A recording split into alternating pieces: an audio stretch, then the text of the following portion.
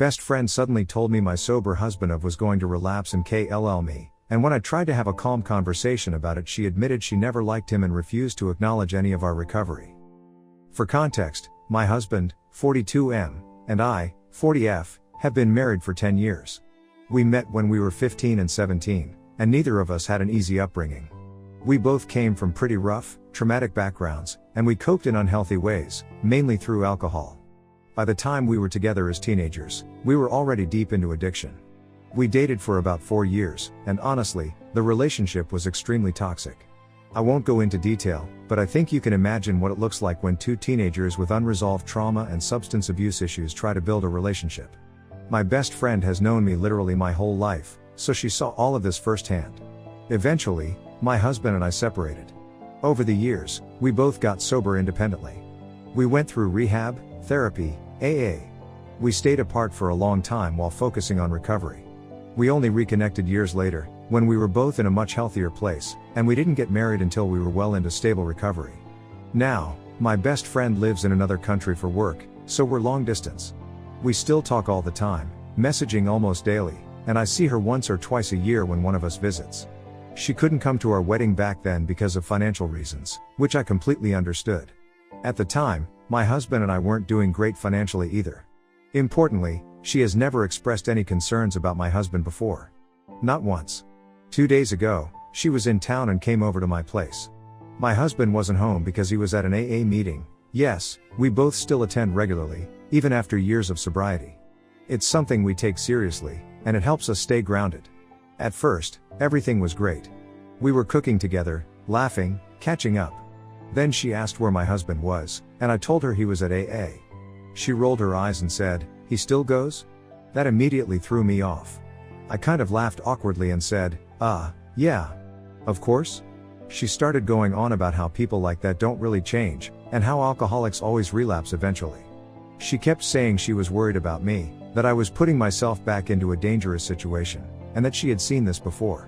What really got to me was that she kept talking about my husband like he was still the same person he was as a teenager. She completely dismissed the years of work he's put into recovery, and mine too, honestly. At one point she even started crying, saying I wasn't listening to her and he's going to relapse and kill me. He has never been physically violent. Not even when we're both deep in our addiction. I understand that she probably thinks she's protecting me, but it felt incredibly unfair and honestly pretty insulting. Not just to him, but to me as well. After about 20 to 25 minutes of this, I was overwhelmed and honestly triggered. I told her, as calmly as I could, that I needed her to leave. She looked shocked but didn't argue. She just grabbed her things and left. We haven't spoken since. Now I'm sitting here wondering if I overreacted. Part of me feels like I could have handled it better or tried to de-escalate instead of asking her to leave. But another part of me feels like what she said crossed a line. Comments where Op has replied. Comment 1. I'm an addict and alcoholic myself, 9 years clean and sober. You're not overreacting at all. I'm so sorry about your friend. It sounds like she may need help, herself. The only way I'd continue talking to her is if she apologized without being asked to. Oop, thank you so much. She hasn't messaged me since and I haven't either, but hopefully we can have a conversation soon, as really came out of nowhere. Congratulations on your sobriety. Comment 2, Nor. At best it sounds like she doesn't understand addiction or AA specifically. As I'm sure you know, people with decades of sobriety still attend. I'm also confused why she'd first act like it's ridiculous that he still goes, then completely flips to he's a violent K-year. I'm wondering how supportive of the relationship she's truly been, missing the wedding. Oop. It's true that a lot of people don't really understand AA and think it's about people in active addiction / who are relapsing, while people who have been sober for 20 or 30 years who still go to meetings. I was very shocked by her saying that he'd kill me and be violent physically towards me. He has never and would never put his hands on me, even if he relapses one day. She has been pretty supportive in my opinion, sent us wedding gifts when she couldn't attend, and regularly asks about how we're doing, which is why this was so shocking. She talks very well with my husband when he's around and has never expressed any concerns to me. Comment 3. How long has your husband been ever sober? Oop. He has been sober for a bit over 11 years. Update. Firstly, thank you to everyone who commented on my original post.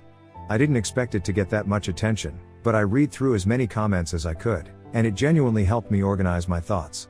It's only been 2 days, but a lot has happened in that time. A few people suggested I talk to my sponsor before doing anything drastic, which I did the same day I made the post. He knows both me and my husband pretty well and has seen most of our entire recovery journey, so I trust his perspective. He suggested I try to have a calm conversation with her and focus on explaining how her words affected me, using I feel/I felt statements, which I'm admittedly not great at. So I decided to FaceTime her this morning. It didn't go the way I hoped. She picked up and the first thing she said was, "So have you finally calmed down and moved on from all that?" I still tried to stay calm and told her that I wasn't calling to argue, but to explain why what she said hurt me so much. I told her that the things she said about my husband didn't just affect him, they affected me too, because I'm also a recovering alcoholic who still goes to AA. It felt like she was dismissing both of our recoveries. She started crying again, pretty quickly.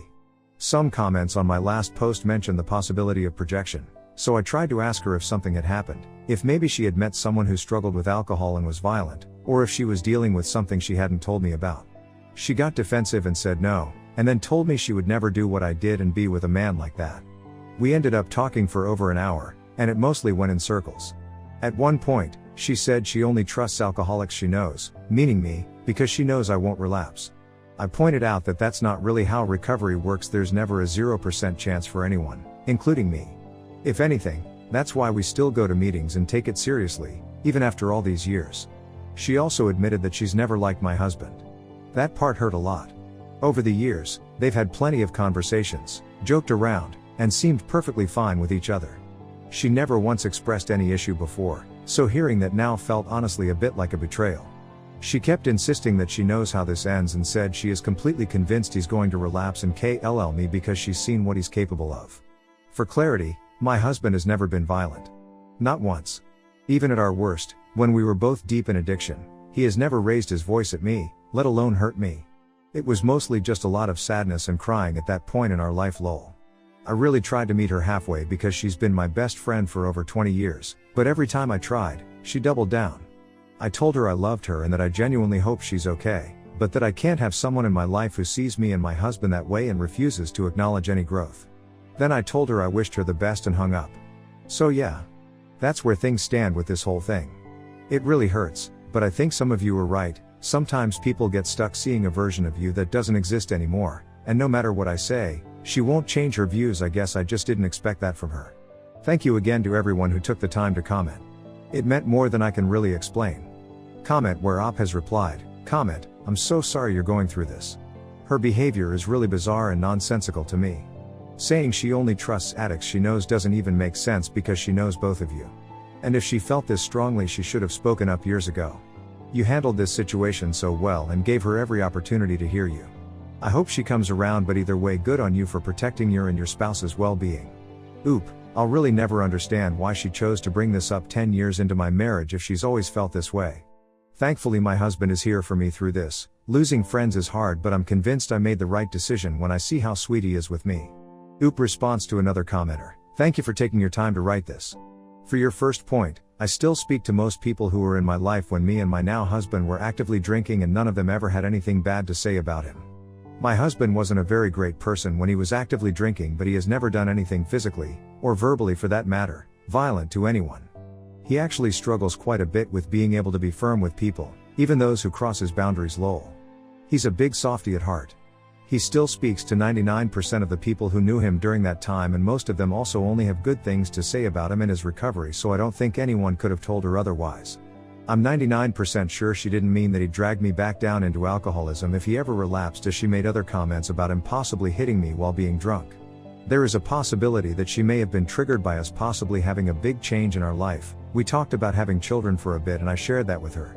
We did end up deciding it wasn't the best idea for us, as we're very focused on our career and don't want to bring a child into a life where we can't give them 100% of what they deserve. But that was almost a year ago, so I'm not sure why that would resurface now. As for your last point, my alcoholism definitely affected her as well during our younger years. I won't make the claim that she was traumatized by it, as she's never used that word for herself, so I don't want to put a label on it that wouldn't be appropriate to her experience. I was pretty much a sad alcoholic. All I would do is binge drink in my room alone and cry. Sometimes, while in those binging spirals, I would text/call her a lot for mental support.